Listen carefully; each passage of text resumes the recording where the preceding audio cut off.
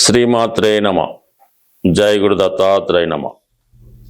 ధనుసు రాశి వారికి ఈ వారంలో అష్టమ స్థానంలో ఏర్పడినటువంటి బుధ గురువుల యొక్క ప్రభావం ఎక్కువగా ఉంటుంది. ఎందుకంటే దశమాధిపతిగా ఉన్నటువంటి బుధుడు అష్టమ స్థానంలో చేరడం, రాష్ట్రాధిపతితో కలియడం వల్ల వృత్తి మారాలనే మీ ఆలోచన నెరవేరే అవకాశం ఉంది. కొన్ని కొత్త అవకాశాలు, అది ఉపాధి అవకాశాలు రావచ్చు, ఉద్యోగ అవకాశాలు రావచ్చు, మీకు కంప్లీట్గా రావడం జరుగుతుంది. అలాగే విద్యార్థులకి ఇది చాలా సక్సెస్ఫుల్గా మీరు ఒక మంచి కాలేజీలో మీకు సీట్ రావడం, మీలో ఉన్నటువంటి టాలెంట్కి తగిన ప్రాధాన్యత, ఇవన్నీ కూడా ఈ వారంలో మీకు లభించే అవకాశం ఉంది. అలాగే ఆర్థిక పరంగా ఉన్నటువంటి చాలా సమస్యలు పరిష్కారం అవుతాయి. అంటే గురువు ధనస్థానాన్ని వీక్షిస్తుంటాడు కాబట్టి ధనకారకుడుగా మీకు కంప్లీట్గా కుటుంబ సభ్యుల సహకారంతో మీకు ధనం లభిస్తుంది. అలాగే రవి భాగ్యాధిపతిగా ఉన్నటువంటి రవి రాశిని వీక్షించడం వల్ల ఒక విధమైనటువంటి అదృష్టం కలుగుతూ ఉంటుంది. ఏవైనా అనారోగ్యపరమైనటువంటి సమస్యల నుంచి బయటపడతారు. లేదంటే మీరు ఏదన్నా ఒక చికాకులో ఇరుక్కుని ఉన్న, ఆర్థిక సమస్యల్లో ఇరుక్కుని ఉన్నా, లేదంటే ఏదన్నా ఒక లిటిగేషన్లో ఇరుక్కుని ఉన్నా, ఆ సమస్యల నుంచి బయటపడడం జరుగుతూ ఉంటుంది. సో ఏదైనా ప్రధానంగా మరి కుజుడు కూడా మీకు 6వ స్థానంలో విజయస్థానంలో సంచరించడం జరుగుతుంది.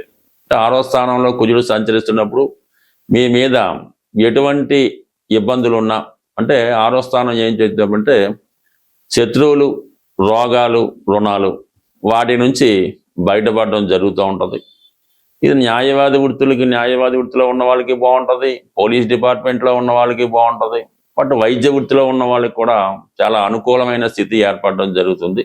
బట్ ఏదైనా మీరు ఒక ఉద్యోగం కొరకు ప్రయత్నం చేసినా, ఒక లోన్ కోసం ప్రయత్నం చేసినా, లేదంటే ఏదైనా ఒక సెటిల్మెంట్కి వెళ్ళినా 100% మీకు విజయం రావడం జరుగుతుంది. అయితే మీరు ధైర్యంగా, కాన్ఫిడెన్స్గా వెళ్ళవలసి ఉంటుంది. దాని తర్వాత ప్రధానంగా శుక్రుడు. మరి శుక్రుడు ప్రస్తుతం భాగ్యస్థాన సంచారం, ఏదైనా ఒక పుణ్యక్షేత్రాన్ని దర్శించడం కానీ, అంటే ప్రధానంగా స్త్రీ దేవత దేవాలయాలు, అది విజయవాడ లాంటి అమ్మవారు, శ్రీశైలం లాంటి అమ్మవారు, ఇటువంటి దూర ప్రాంతంలో ఉన్నటువంటి పెద్ద పుణ్యక్షేత్రాలు దర్శించే అవకాశం రావడం జరుగుతుంది. అలాగే చాలా అధికార హోదాలో ఉన్నటువంటి స్త్రీలతో మీకు వారు దర్శనం లభిస్తూ ఉంటుంది. వారి నుంచి మీకు ఏదో ఒక బహుమతి అవ్వచ్చు, లేదంటే ఆశీర్వాదం అవ్వచ్చు, ఏదో ఒక భరోసా అవ్వచ్చు, లభించే అవకాశం ఉన్నది. ఇది ప్రధానంగా స్త్రీలకైతే స్త్రీల యొక్క హోదా పెరిగే అవకాశం ఉంటుంది. వాళ్ళకి వ్యక్తిగతంగా అటు రాజకీయ రంగంలో ఉన్నా, సేవా రంగంలో ఉన్నా, ఆధ్యాత్మిక రంగంలో ఉన్న ఈ రాశిలో ఉన్నటువంటి స్త్రీలకి ఒక గుర్తింపు కలిగిన పదవి లాంటిది వచ్చే అవకాశం ఉన్నది. ఇక ప్రధానంగా చూసినప్పుడు 3వ స్థానంలో రాహు ఉన్నప్పుడు మీరు ఏ పని తలపెట్టినా మీతో కలిసి పని చేయడానికి చాలా మంది ఆసక్తి చూపుతూ ఉంటారు. సో అలాగే ఇవన్నీ అనుకూలంగా ఉన్నప్పుడు కూడా ఒక 4వ స్థానంలో ఉన్నటువంటి శని భగవానుడే మీకు చాలా వరకు ఇబ్బంది పెడతా ఉంటాడు, మానసిక ఆందోళన కలిగిస్తూ ఉంటాడు, మనసు కష్టం కలిగించే విషయాలు కుటుంబంలో జరుగుతూ ఉంటాయి. బట్ కావలసిన వాళ్ళే విభేదిస్తూ ఉంటారు. ఇవన్నీ కూడా మీకు ఒక్క అష్టమ శని ప్రభావం నుంచి మీరు తప్పించుకోగలిగితే, అంటే ఇంచుమించుగా మీరు శని భగవాన్ని ప్రతినిత్యం ఏదైనా దేవాలయం, అంటే ఏ దేవాలయం అయినా పర్లేదు, ప్రధానంగా శీఘ్రంగా ఫలితాన్ని ఇచ్చే దేవాలయం ఆంజనేయ స్వామి కాబట్టి, అలాగే మీకు భాగ్యాధిపతి సూర్య భగవానుడు కాబట్టి, మరి ఏదైనా రామాలయం, లేదంటే ఆంజనేయ స్వామి, శ్రీరాముడు, రామరక్షా స్తోత్రం, ఇవన్నీ పఠించడం వల్ల మరింత వేగంగా మీ యొక్క అభివృద్ధి అన్నది రావడం జరుగుతూ ఉంటుంది. అలాగే ఈ వారం ప్రధానంగా గ్రహాలన్నీ కూడా 3, 9 స్థానాల మధ్య రావడం జరిగింది. అంటే రాహుకేతు యాక్సెస్లో 3, 9 ఉండడం వల్ల ఇది 3 దగ్గర ప్రయాణాలు వాయిదా పడుతుంటాయి.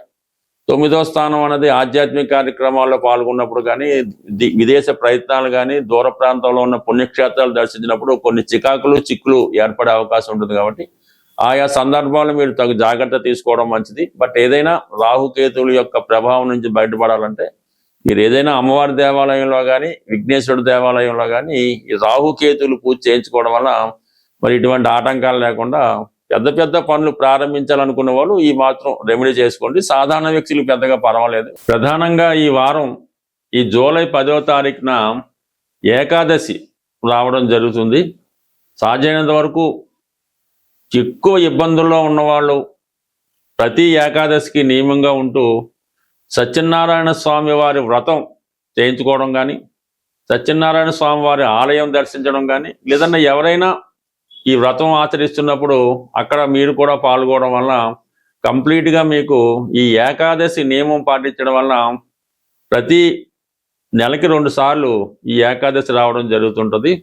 మీరు ఒక 11 ఏకాదశులు అనుకొని ఈ నియమంగా ఈ 11 ఏకాదశులు చక్కగా పాటిస్తూ సాధ్యమైనంత వరకు మీ పెద్దవాళ్ళు చెప్పిన విధంగా ఉపవాసం మిగతా కార్యక్రమాలు చేసుకోవడం వల్ల ప్రతి వారం మీలో కంప్లీట్గా ఇంప్రూవ్మెంట్ రావడం జరుగుతుంటుంది.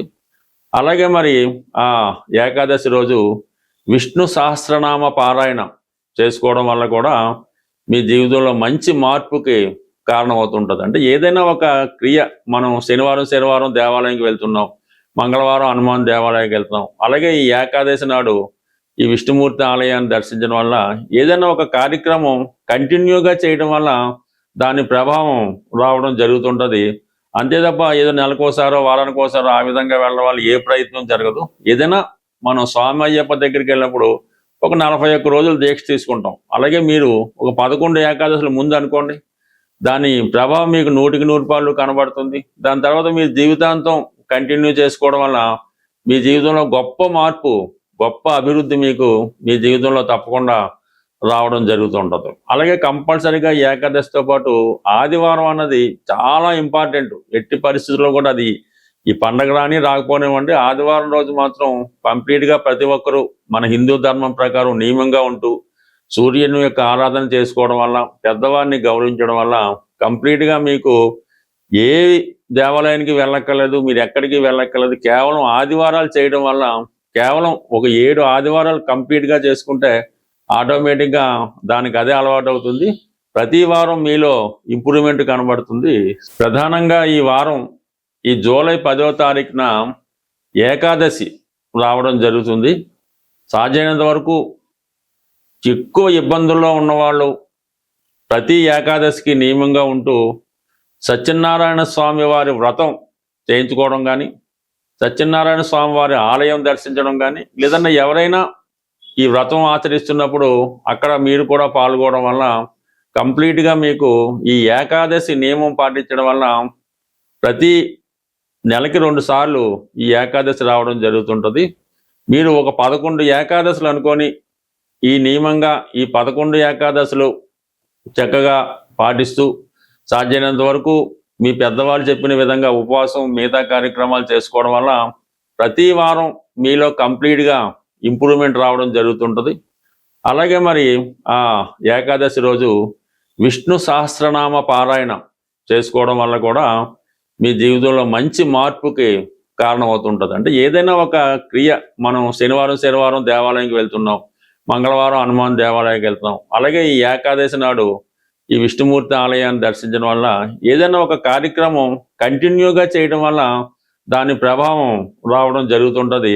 అంతే తప్ప ఏదో నెలకోసారో వారానికోసారో ఆ విధంగా వెళ్ళడం వల్ల ఏ ప్రయత్నం జరగదు. ఏదైనా మనం స్వామి అయ్యప్ప దగ్గరికి వెళ్ళినప్పుడు ఒక 41 రోజులు దీక్ష తీసుకుంటాం. అలాగే మీరు ఒక 11 ఏకాదశుల ముందు అనుకోండి, దాని ప్రభావం మీకు 100% కనబడుతుంది. దాని తర్వాత మీ జీవితాంతం కంటిన్యూ చేసుకోవడం వల్ల మీ జీవితంలో గొప్ప మార్పు, గొప్ప అభివృద్ధి మీకు మీ జీవితంలో తప్పకుండా రావడం జరుగుతుంటుంది. అలాగే కంపల్సరీగా ఏకాదశితో పాటు ఆదివారం అన్నది చాలా ఇంపార్టెంట్. ఎట్టి పరిస్థితుల్లో కూడా అది ఈ పండగ రాని రాకపోనివ్వండి, ఆదివారం రోజు మాత్రం కంప్లీట్గా ప్రతి ఒక్కరూ మన హిందూ ధర్మం ప్రకారం నియమంగా ఉంటూ సూర్యుని యొక్క ఆరాధన చేసుకోవడం వల్ల, పెద్దవారిని గౌరవించడం వల్ల కంప్లీట్గా మీకు ఏ దేవాలయానికి వెళ్ళక్కర్లేదు, మీరు ఎక్కడికి వెళ్ళక్కర్లేదు. కేవలం ఆదివారాలు చేయడం వల్ల, కేవలం ఒక 7 ఆదివారాలు కంప్లీట్గా చేసుకుంటే ఆటోమేటిక్గా దానికి అదే అలవాటు అవుతుంది.